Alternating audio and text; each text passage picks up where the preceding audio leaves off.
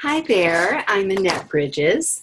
I'm just so excited and grateful to be a part of this new NACWE co-author experience with the devotionals, this whole journey.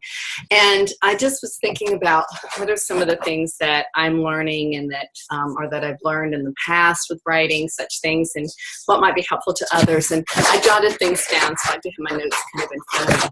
I used to do a weekly column, I will mention to y'all, for about 10 years, in fact, that was published in newspapers and so forth and dealt with deadlines and all of that. Well, those columns were like, on average, 650 words. So this was interesting in writing these first drafts of these devotionals because they're so much shorter. and I thought it was hard to do 650 words, like to get that succinct because I'm kind of wordy. So this is really challenging. So I know mine are a little longer and I know they need editing and I'm just so grateful I'm not the editor. It's not my job. I'm doing the writing, right? Because it's hard. It's hard to just keep getting more and more succinct sometimes. But you know what? It's possible. And here's something I have always learned. It is always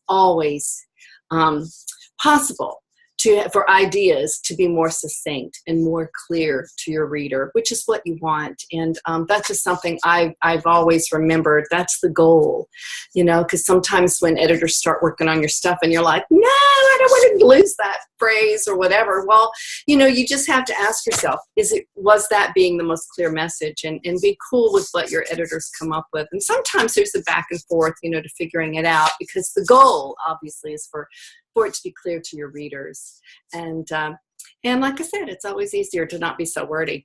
So that said, I wrote down 4 other things that came to my thought when I'm just thinking about writing and what's been helpful for me.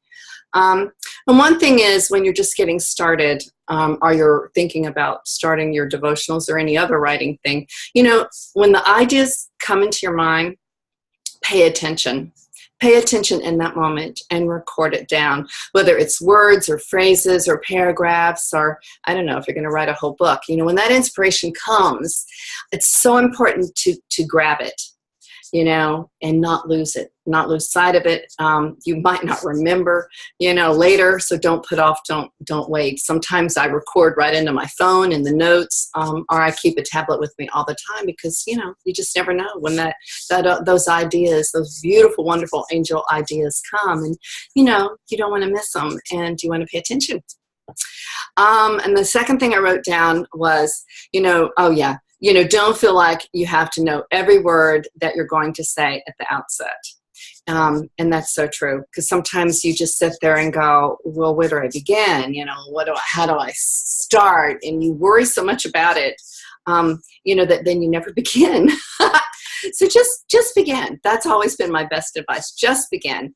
Just write whatever thoughts are coming to you in phrases, sentences. Don't worry about if they're perfect. Whatever you're thinking and feeling, structuring and editing totally comes later, with what you do yourself before you turn it into the editor, or, or what the editor's job is. Just feel those ideas, listen for them, and write them down and let them flow, and just begin. I can't tell you back in my column writing days, when, being on a deadline, a weekly column, oh my gosh. And I would stare at that, blank screen, like a blank canvas you're painting, that blank screen or the blank piece of paper in front of me, and like, oh, where do I begin? And, ideas will come, and even if you don't understand why they're coming or they don't make sense to you at first, just write it down. And as you start writing, as you start opening your thought to those ideas, I promise you, they will flow. They really will. And it will come together. And, it's just however that process ends up being. Okay, number 3, totally disregard any mental suggestions that question if you're being clear enough. These are truly thoughts, yes, that seek to disrupt and stop a good idea from birthing. Don't overthink something. You really let it flow. Don't, again, clarifying, all a word choice, all of that can come in your second look or third look, and or in the editing. But don't let overthinking slow you down or stop you.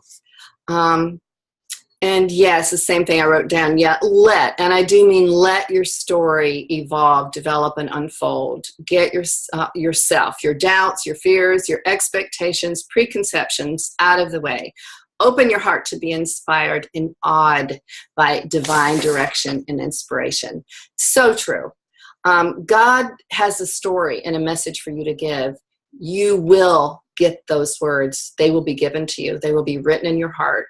I promise you. But you have to be open and willing. You have to start.